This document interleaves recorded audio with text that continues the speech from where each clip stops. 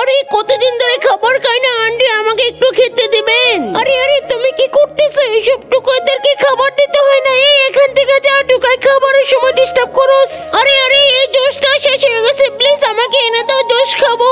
আচ্ছা তুমি বসো, আমি এনে দিচ্ছি। এই সুযোগ তাড়াতাড়ি ছোট্ট ছেলেটার কাছে যাই। এই ছোট্ট ছেলে দাঁড়াও, এই নাও এই খাবারটা, তুমি খাইয়ে তোমার পেটে মনে হয় অনেক খিদা। ধন্যবাদ আন্টি আপনাকে। এই নাও তোমার জন্য জোশ আনছি, এইটা মজা করে খাও। কিন্তু মিনি আমি তো তোমার